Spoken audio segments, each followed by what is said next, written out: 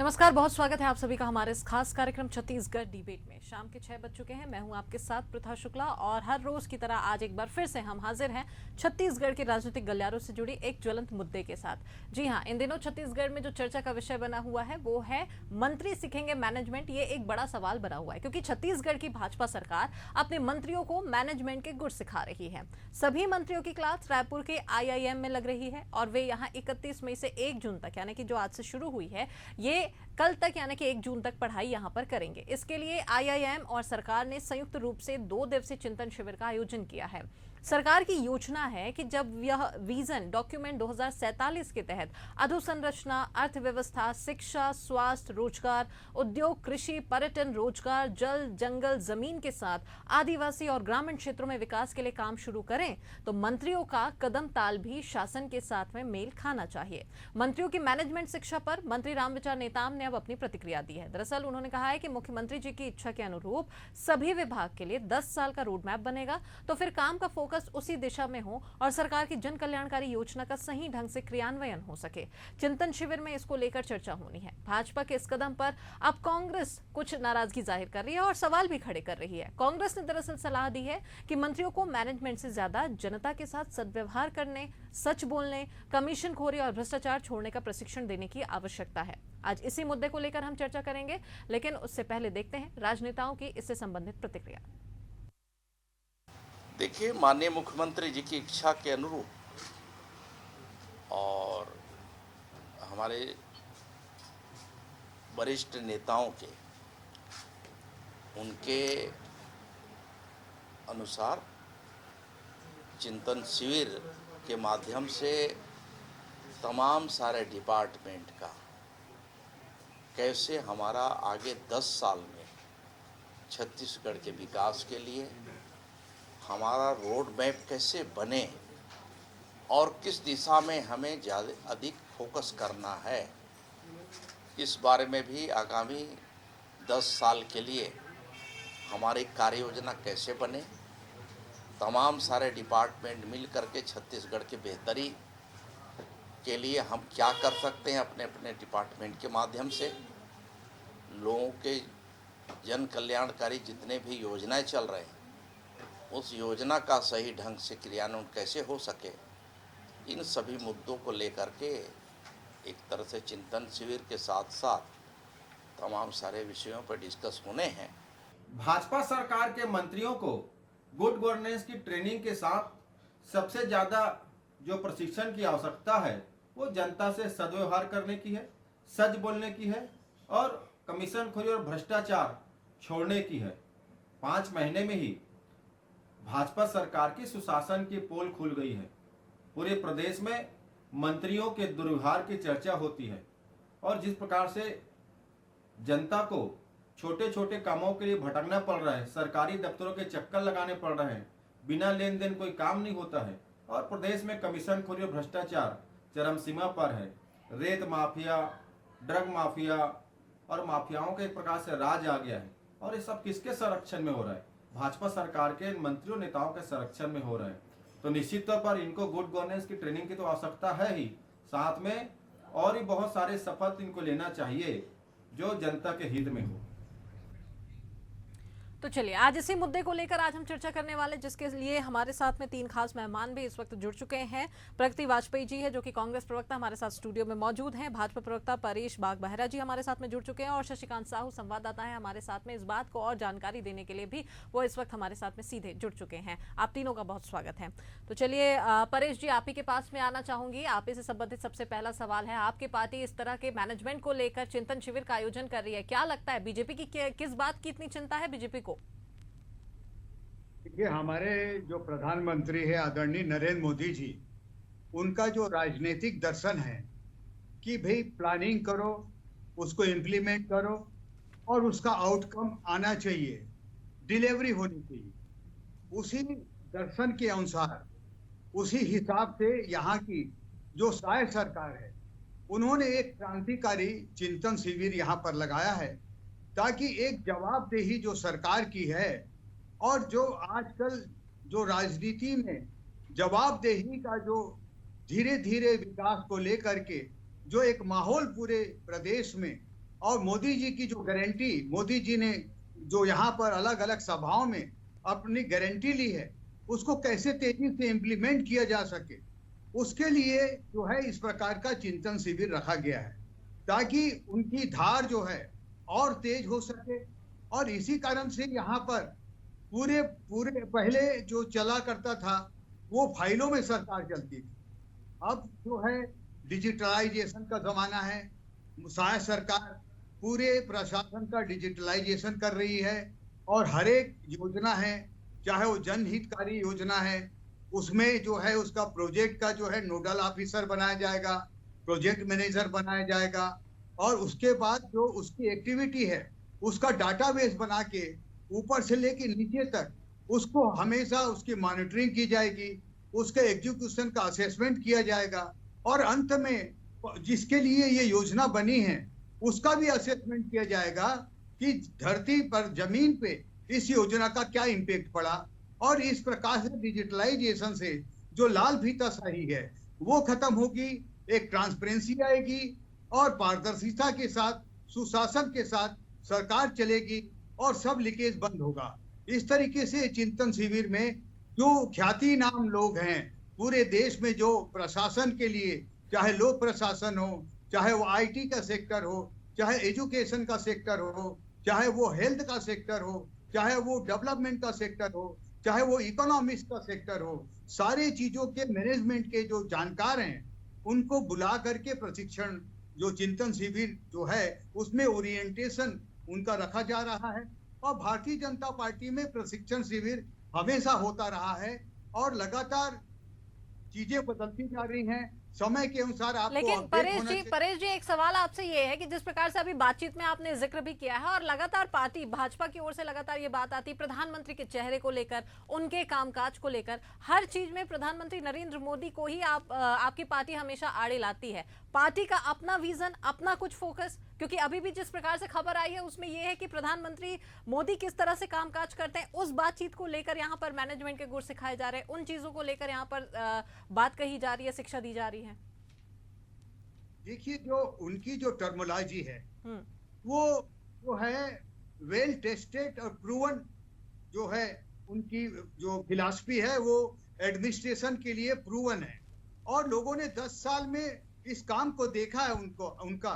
इसी कारण आप 4 तारीख को जब रिजल्ट देखेंगी तो ये फिर से तीसरे बार प्रधानमंत्री बनने जा रहे हैं। और पूरे देश में जिस प्रकार का उन्होंने विकास की गंगा बहाई है, चाहे वो शौचालय का निर्माण हो, चाहे वो आवास योजना हो, चाहे वो घर में नल जल पहुंचाने की योजना हो, चाहे रोड का इंफ्रास्ट्रक्चर खड़ा करना हो, ब्रिजेस बनाना हो, रेलवे की लाइन बिछाना हो, और दुनिया भर के एयरपोर्ट खोलना हो, चाहे अलग अलग जगह में जो IIM के इंस्टीट्यूशन खोलना हो, इस प्रकार से उन्होंने पूरे देश में एक नई फिजा बदली और गरीब को ये लगने लगा कि उसका पार्टिसिपेशन इस देश तो में। कुल मिलाकर पार्टी लगातार काम कर रही है, प्रधानमंत्री नरेंद्र मोदी काम कर रहे हैं, इसलिए उनके चेहरे को लेकर बीजेपी हमेशा आगे आती है, ये कहना है परेश जी का। चलिए, प्रगति जी भी हमारे साथ में लगातार बनी हुई है स्टूडियो में, वो इस वक्त हमारे साथ में मौजूद है। प्रगति जी, आप क्या कहेंगे जिस प्रकार से बीजेपी अभी जो काम कर रही है, कांग्रेस लगातार आरोप लगा रही है, 5 साल तक तो आपकी भी सरकार रही है, आप भी कुछ इस तरह की पहल कर सकते थे, आपकी पार्टी भी कुछ ऐसा कर सकती थी,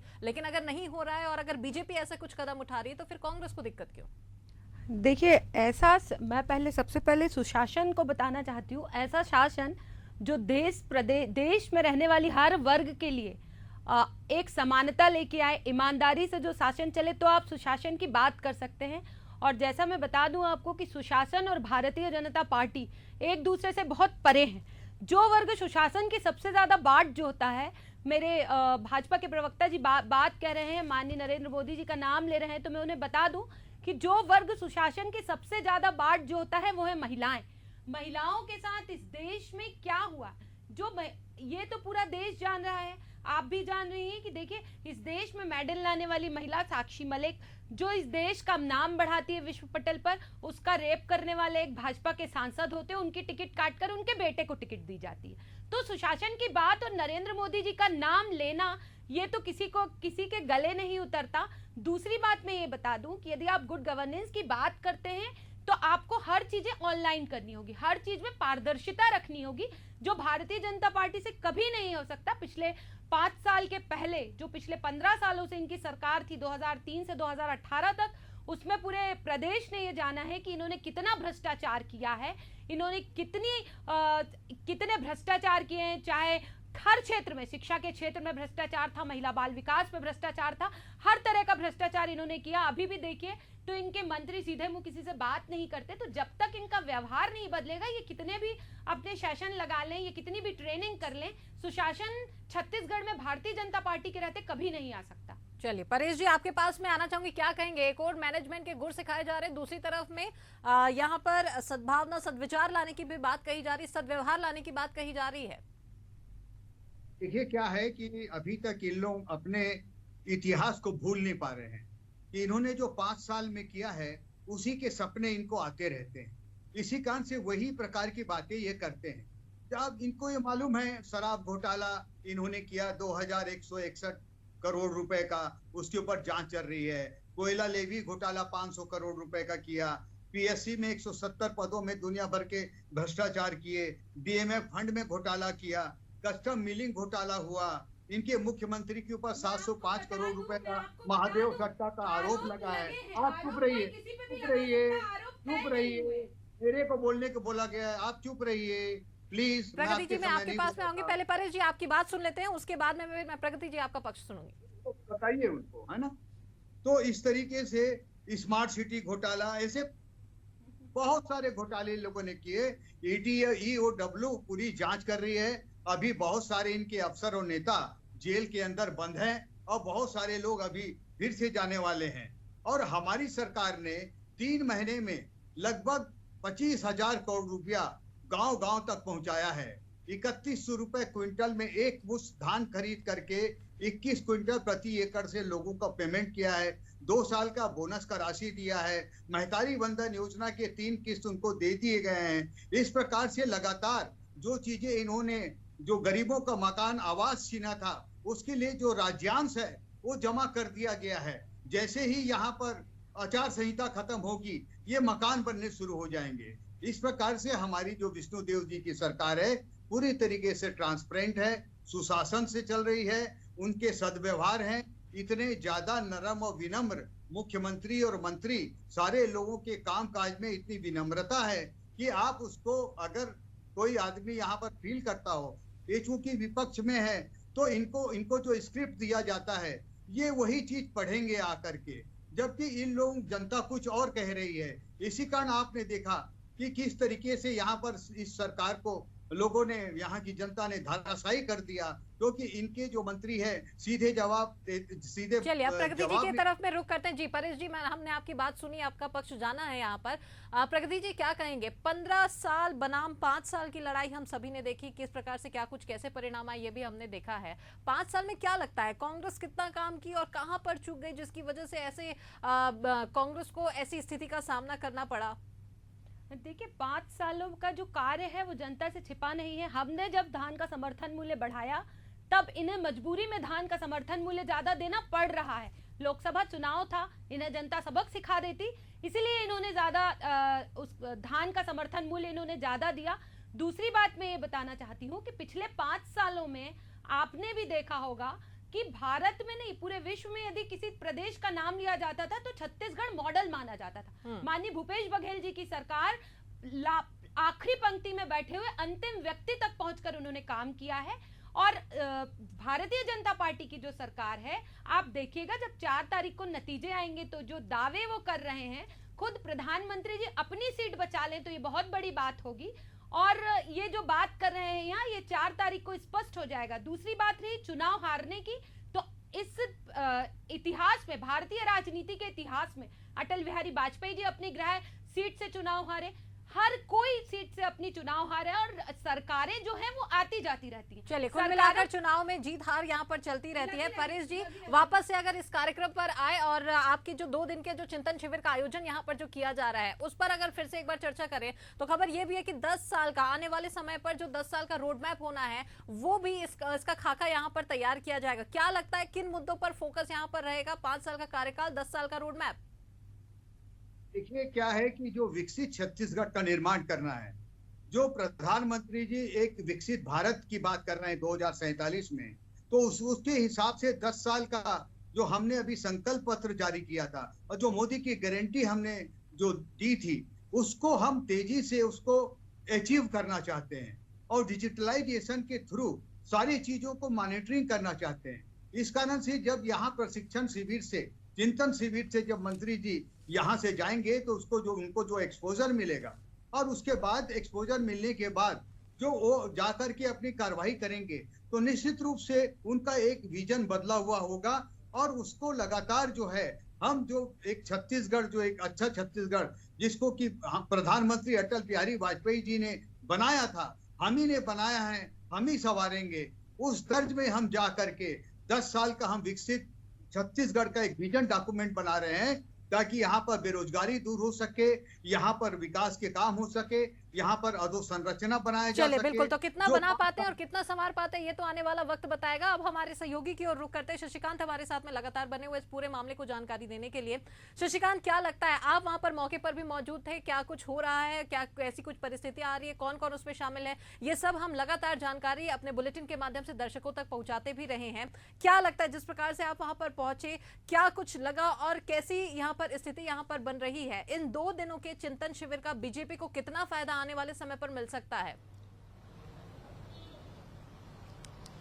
बिल्कुल प्रीथा, देखिए 2 दिनों तक जो है बीजेपी के जो मंत्री है, तमाम जो मुख्यमंत्री समेत कैबिनेट की तमाम जो मंत्री है, उन्हें गुड गवर्नेंस की ट्रेनिंग दी जा रही है। नवा रायपुर स्थित IIM में जो है यह ट्रेनिंग दी जा रही है। जो विशेषज्ञ है उनके द्वारा ट्रेनिंग दी जा रही है और इसमें जो है जो जनप्रतिनिधि है वो किस तरह से काम करे, किस तरह से जनता के बीच में जाए, जनता से किस तरह से लगाव रहे, इन तमाम विषयों को लेकर विस्तृत जानकारी देंगे। साथ ही जो है उनके विभागों को लेकर, विभागों में किस तरह से काम होगा, किस तरह से आने वाले समय में और काम आगे जब बढ़ेगा, जब सरकार आगे बढ़ेगी तो किस तरह से और आगे काम किया जा सकता है, तमाम विषयों को लेकर विस्तृत जानकारी दी जा रही है।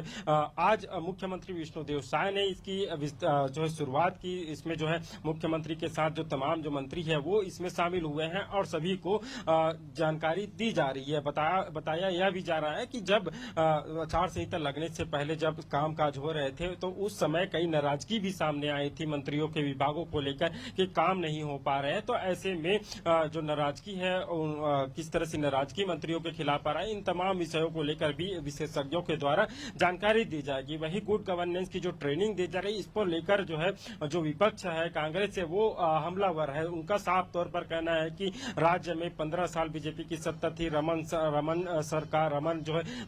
सिंह जो है मुख्यमंत्री थे, तो उनको जो है गुण सिखाना चाहिए मंत्रियों को। तो उन्हें डॉक्टर रमन सिंह पूर्व मुख्यमंत्री थे, अभी तत्कालीन में विधानसभा अध्यक्ष है, उन्हें दरकिनार कर दिया है भाजपा ने। उनसे कोई जो है गुण भाजपा के नेता नहीं ले रहे हैं। साथ ही जो है उनका साफ तौर पर कहना है कि छत्तीसगढ़ में जिस तरह से कानून व्यवस्था पूरी तरह से बिगड़ गया है और लगातार घटनाएं छत्तीसगढ़ में हो रही है, तो इन सब विषयों पर चर्चा करने के बजाय, इन सब वही चीजों को ठीक करने के बजाय वे जो है गुड गवर्नेंस का पाठ पढ़ रहा है। हालांकि गुड गवर्नेंस का जो पाठ पढ़ाया जा रहा है उसमें जो सरकार में जो मंत्री है वो किस तरह से अपने विभाग में काम किया जाएगा और किस तरह से जनता के बीच में जाएंगे, तमाम विषयों की विस्तृत जानकारी दी जाएगी। जी चलिए बिल्कुल, तो तमाम विषयों की विस्तृत जानकारी यहाँ पर दी जाएगी। तो कुल मिलाकर बीजेपी तो पूरी तरह से एक्शन मोड पर है अब, लेकिन इस एक्शन का कितना व्यापक असर यहाँ पर धरातल पर देखने को मिलता है ये तो आने वाला वक्त ही बताएगा। परेश जी, क्या कहेंगे आप, जिस प्रकार से लगातार पूरी तैयारी में यहाँ पर नजर आ रही है बीजेपी, आपकी पार्टी और जनता के बीच में पहुंचेगी, लेकिन कांग्रेस तो लगातार आरोप लगा रही है। कांग्रेस का सीधे साफ तौर पर यह कहना है कि इन सब चीजों का आयोजन करने की बजाय आपको भ्रष्टाचार को, कमीशन खोरी को, इन सभी के खात्मे को लेकर ज्यादा फोकस करना चाहिए, बजाय इस तरीके के चिंतन शिविर लगाने के। कि वो हम कर रहे हैं और इनके कोषाध्यक्ष इसी कारण भागे भागे फिर रहे हैं और जो लोगों ने भी करप्शन किया है उसके खिलाफ EOW काम कर रही है और जितना भी भ्रष्टाचार इनके 5 साल में हुआ है उसको जो है पूरा हम पकड़ करके जेल के पीछे ठूसेंगे और हमारे कार्यकाल में आप सुशासन देखेंगे, किसी प्रकार का भ्रष्टाचार नहीं देखेंगे। अगर सुशासन देखेंगे, भ्रष्टाचार का खात्मा होगा। प्रगति जी, क्या कहेंगे आप कार्यक्रम के आखिर में, बहुत संक्षेप में आपकी अंतिम प्रतिक्रिया? बस मैं ये बोलना चाहती हूँ कि जो भी जेल के पीछे ठूसेंगे तो चिंतामणि महाराज जी की भी क्या दोबारा से चिंतामणि महाराज जी पर भी एक्शन होगा? चिंतामणि महाराज जी भी बीजेपी पर चले गए तो क्या वॉशिंग मशीन में उनके पाप और उन्होंने यदि कोई भ्रष्टाचार किया है तो वो धुल गया है क्या? मैं इस पर पूछना चाहती हूँ कि चिंतामणि महाराज जी पर एक मुझे आंसर दे दे कि उनकी दोबारा से जांच होगी या नहीं होगी। यदि आप भ्रष्टाचारियों को पकड़ने की बात करते हैं, आप ये बात करते हैं कि भ्रष्टाचारियों पर नकेल कसी जाएगी, तो जो कांग्रेस से भागकर भाजपा की वॉशिंग मशीन में धुले हैं उनकी जांच दोबारा से होगी या नहीं होगी? परेश जी, बड़ा और अहम सवाल ये क्या है कि किसी की भी जांच रुकी नहीं है और सब लोगों की जांच हो रही है, चाहे वो भाजपा में हो, चाहे वो कांग्रेस में हो, चाहे आप पार्टी में हो, चाहे वो टीएमसी में हो। वॉशिंग मशीन बेचने का जो डीलरशिप है वो जो है कांग्रेस के पास है।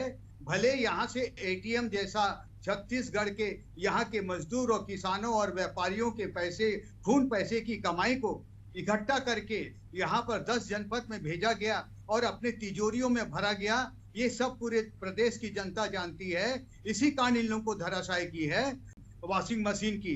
चलिए, तो गलत चीजों का खात्मा यहाँ पर होगा। लगातार ये दावे और वादे पार्टियों की ओर से किए जा रहे हैं। तमाम जानकारी के लिए हमारे साथ में जुड़ने के लिए आप तीनों ही मेहमानों का बहुत शुक्रिया। सहयोगी शशिकांत भी हमारे साथ में बने हुए थे इस मामले पर विस्तृत जानकारी देने के लिए। शशि, आपका भी बहुत शुक्रिया और साथ ही आप दोनों मेहमानों का भी बहुत शुक्रिया। तो मंत्री सीखेंगे मैनेजमेंट, इसको लेकर आज की हमारी परिचर्चा आयोजित की गई थी, जिसको लेकर बीजेपी ने 2 दिनों का चिंतन शिविर का आयोजन यहाँ पर किया है। बीजेपी के अपने दावे हैं कि कुल मिलाकर मैनेजमेंट के गुर यहाँ पर मंत्रियों को, यहाँ विष्णुदेव साय के कैबिनेट के मंत्रियों को सिखाए जा रहे हैं और इसी के माध्यम से अब जनता के बीच में बीजेपी यहां पर जाएगी और साथ ही साथ में आने वाले 10 सालों को लेकर क्या कुछ रोड मैप बीजेपी का रहने वाला है, इसको लेकर भी चर्चा यहां पर बीजेपी करेगी और इन सभी चीजों को लेकर, बिंदुओं को चर्चा में लेकर योजनाबद्ध तरीके से जनता के बीच में बीजेपी जाएगी। लेकिन इन सभी चिंतन शिविर को लेकर, इन सभी मुद्दों को लेकर कांग्रेस के अपनी बातें हैं, अपना उनका पक्ष है, अपनी उनकी राय है और अपने आरोप है। कांग्रेस ने सीधे साफ तौर पर कह दिया है कि बीजेपी को इस प्रकार के चिंतन शिविर के आयोजन करने की बजाय